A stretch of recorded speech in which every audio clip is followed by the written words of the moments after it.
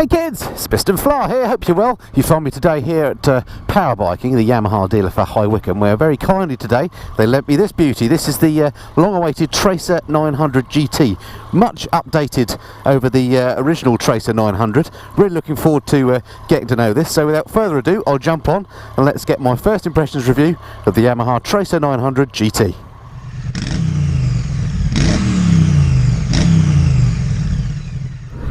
So this is very much a bike that's badged as a sport tourer, and it's one of those machines that I'm sort of thoroughly expecting you could do it all on. So if you're just going to have one motorbike, and let's face it, that's what most of us have, then could this be a bike that you can do everything on? I thoroughly suspect it will be. So on this review what I'm going to do is try and take in as many different types of riding as I can to get a bit of an idea of what the machine would be like. So to start off with, a little bit of town work. Now, having literally just jumped on this bike, the first thing that strikes me is what an easy, friendly machine it is to ride. This triple engine is absolutely beautiful, buttery smooth and lovely in this slow sort of, trafficy environment. The bike's nicely balanced. I barely have to put my feet down at all. Nothing threatening about the bike. It doesn't feel top heavy or anything like that. It's funny, isn't it? You can tell with bikes as soon as you jump on whether you're going to like them or not within literally the first couple of minutes. And this, I can tell you, is a nice bike. It's comfortable as well. The seat on here, lovely. It's quite big, nicely padded. Feels really good. In terms of putting my feet down, I'm on the boards of my feet either side. I'm 5'8", and people always ask for my inseam length, and I don't actually know what that is, to be honest, but it feels about the same height actually as my GS with a low seat. But again, absolutely no drama at standstill. It doesn't feel like it's going to topple over or anything like that, and it is physically quite a big bike.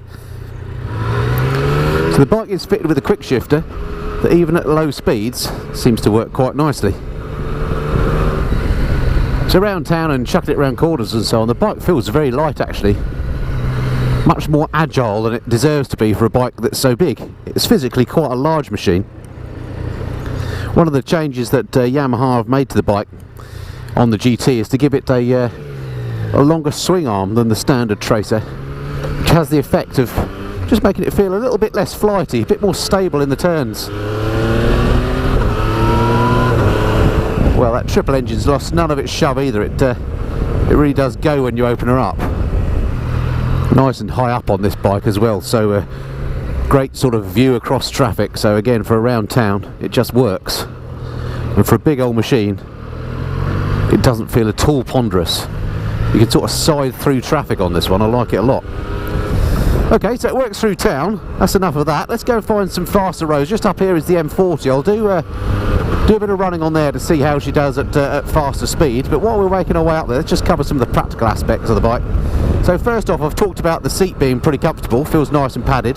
The riding position itself, my legs tucked up a little bit below 90 degrees, so relatively high up. Feels quite sporty below the waist, but above the waist very comfortable in that it's got nice wide handlebars, and I'm sitting pretty much upright as well.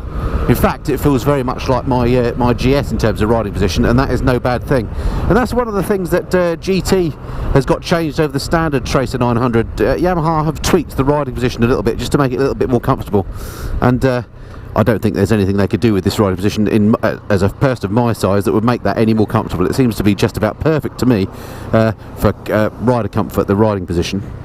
The mirrors, I've seen these before on other Yamahas, they look a little bit stalky, but they're incredibly functional in that I've got a great view behind, which, let's face it, is what you want from mirrors, and I can't see any of my shoulders or elbows. I'm just looking at traffic behind, so they work really nicely. Suspension feels nice and soft, but it's not. I'm not noticing loads of fork dive or anything like that when I brake.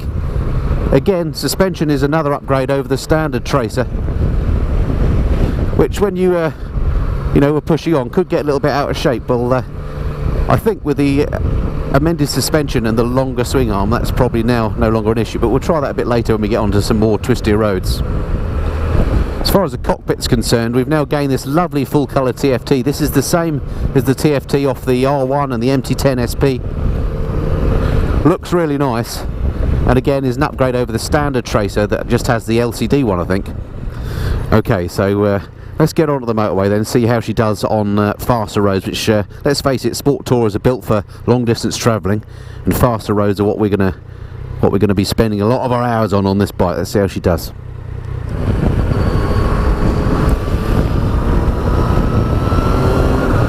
Okay, so on the motorway then, no lack of power, hops up to speed very quickly. Just come into the inside lane. What I would say is I'm noticing an awful lot of noise. Now again, one of the, and by noise I mean wind noise, one of the improvements that Yamaha have made on GT over the standard Tracer 900 is they've given it this bigger screen which is adjustable here manually. So I'm on the fully up position at the moment. I'll attempt to get it down. There we go, that's the fully down position. And that's the fully up position. I really can't notice any difference between up and down, which is a little bit disappointing. That said, I'm not getting, although it's quite noisy, and that might be as much to do with my crash helmet as anything, I'm not getting lots of wind buffet. I'm not getting turbulent air hitting me. And for me on long journeys, that's the main thing. Pleased to see as well that we've got cruise control as standard on the GT. Very useful on longer journeys. The downside of the way that Yamaha have done this, just on the short time I've been riding it so far, is quite bulky where the cruise control is, and it gets a bit in the way of your thumb when you want to get to the indicator. Minor point, I'm sure you get used to it, but just an odd bit of design there. Right, there we go, let's give that cruise control a try. Really nice just on a long journey, just to be able to take your hand off the throttle, have a bit of a relax. Yeah, comfy place to be on autobahns or auto routes, banging off the miles to get to the Alps. This would work a treat.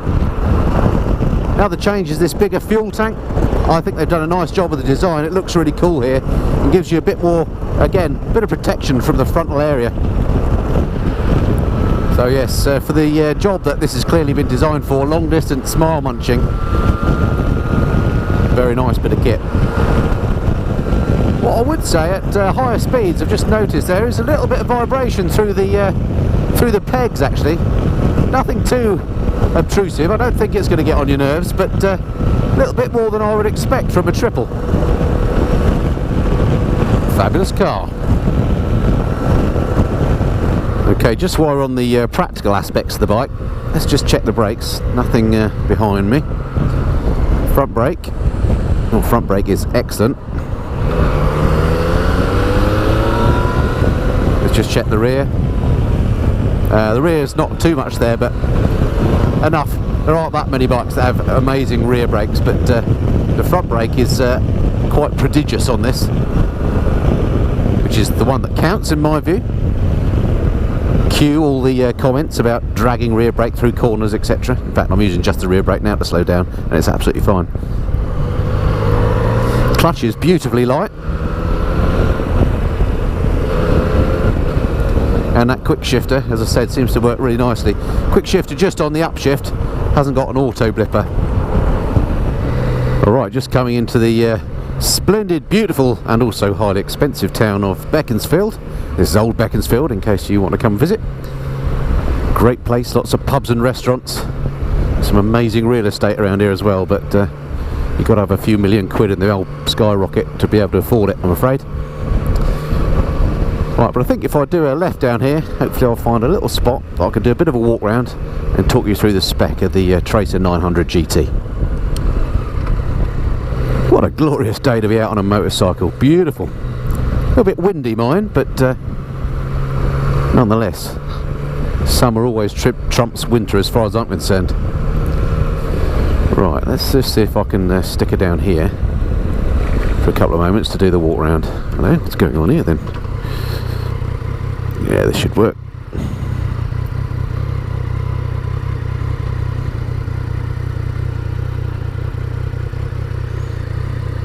Fitness fanatics, excellent.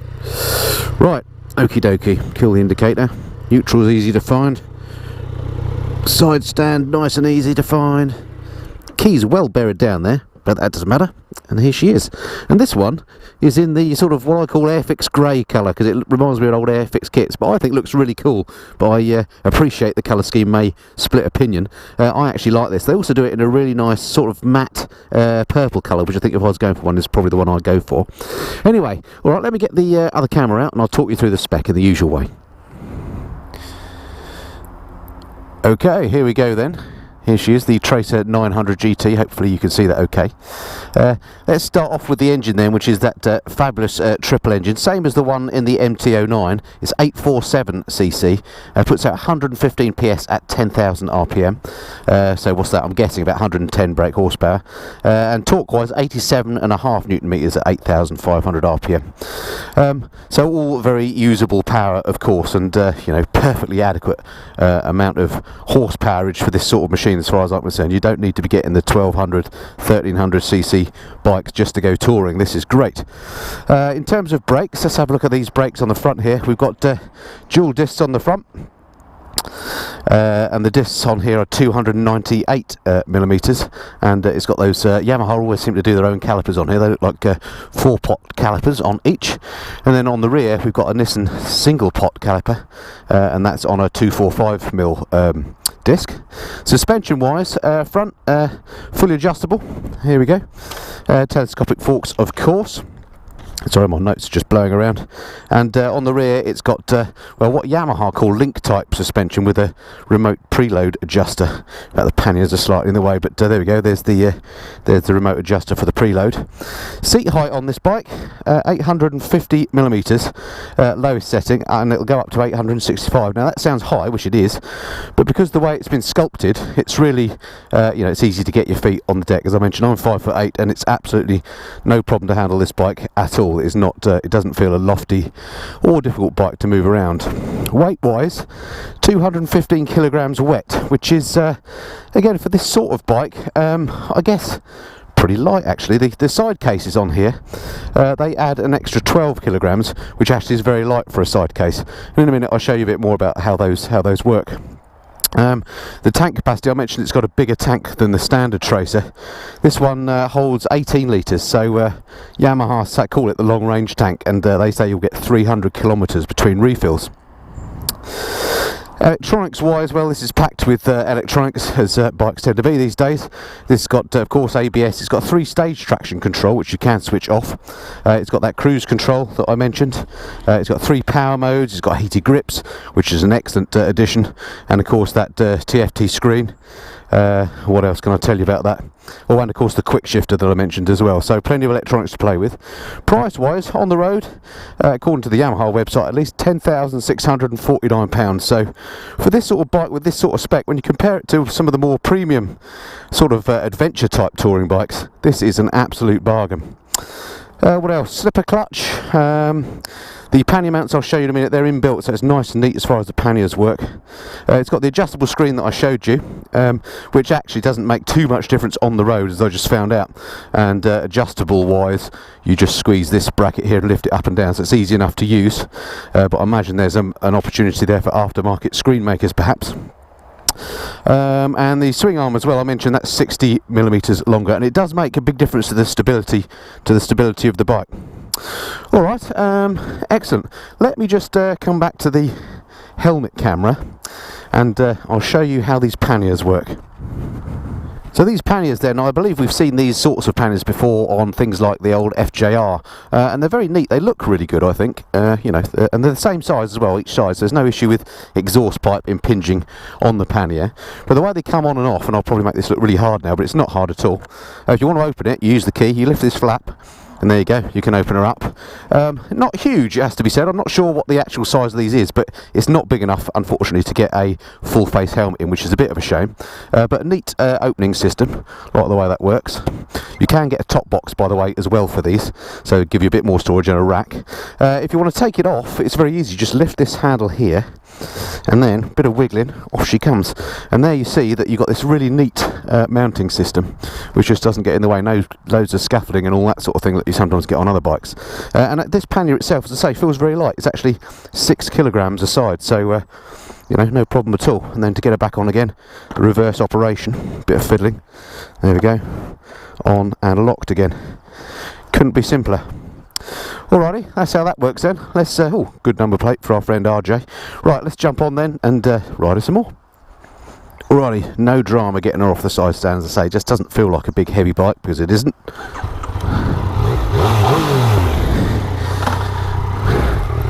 I do love triple engines.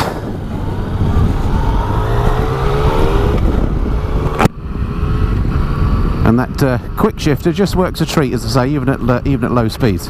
Okay, what we need to do now then is find myself some slightly more twisty tight roads where I can just sort of analyse the fun factor a bit. Let me see if I can find something. One thing I've noticed just looking at my reflection in this car ahead is that the running lights on this is just the one headlight, and that's fairly typical for Japanese bikes, that they'll have two headlights at the front and then they'll just put one on as standard. Just annoys me that for some reason. I just you get people saying your light's broken or whatever, whereas of course that's not the case, but it is annoying. I don't know why bike manufacturers do that. Just a small point. Some pretty amazing properties round Beaconsfield Way. I wonder who lives at Eaton House. Very nice. Apparently I read once that Beaconsfield has the highest proportion of millionaires anywhere in the country other than central London, and I've no reason to disbelieve that. Okay, so hopefully a little bit out of the way of the traffic now. We can just see a bit more about how this thing handles, and I can tell you it handles beautifully. I've said it before, it's just agile, feels nice, but it's not flighty. It doesn't feel the old Tracer 900 and indeed the MT-09 to an extent is so agile and so flickable it almost felt a little bit toy-like, whereas this, in my view, as a sports tourer should, feels much more planted and stable. Yeah, it's just a joy on these gentle bends. You just point it and she stays stuck where you put her.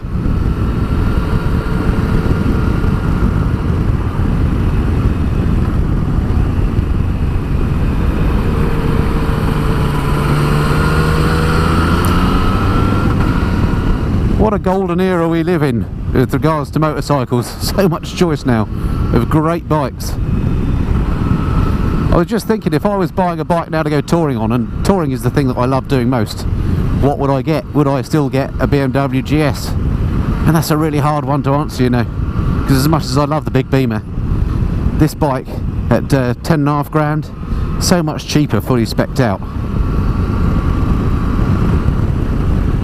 It'd be very hard to justify the sort of 18 grand you'd have to spend on one of the big KTMs or the Multistrada or indeed the GS, when you can get a bike as good as this for 10.5. So let's just say huge thanks as ever to Sam and the guys up at Power Biking in High Wycombe. You saw the showroom at the start, or at least the outside of it. Do go and check them out if you're in the area. It's a bit like the TARDIS, that building. It doesn't look very big from the outside, but you go in and it's massive. Not only do they sell all the Yamaha range of bikes with lots of demos that I'm sure Sam will be happy to set you up on, but also they've got a big accessory shop as well, so it's worth just popping down there for a look in. Even if you're not in the market for anything, it's a good place to just stretch your legs and have a look around bike stuff.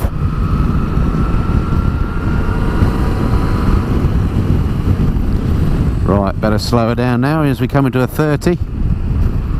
So to summarise then, my first thoughts on the Tracer 900 GT, well, you can guess, I like this bike, I like it a lot. I like the Tracer 900, but the GT, it seems like Yamaha have listened to the customers and made the changes that were required. The much bigger tank just makes for a much better touring bike, much better range. The suspension feels instantly better. That longer swing arm really does make a difference to the way the bike feels. This TFT screen, beautiful. We saw the cruise control works a treat. It's got heated grips as standard, which is great. You do have to go through the screen to get to them, which was a bit of a nuisance. The only other thing I can find that I don't like about it so much is, again, this the cruise control, despite it's good, it does get in the way a little bit of the indicator, but I guess that's just a matter of muscle memory, getting used to that. And then at higher speeds on the motorway, there is a little bit of vibration through the pegs and through the handlebars. Nothing terrible, but you might want to check that out if you're in the market for one of these bikes.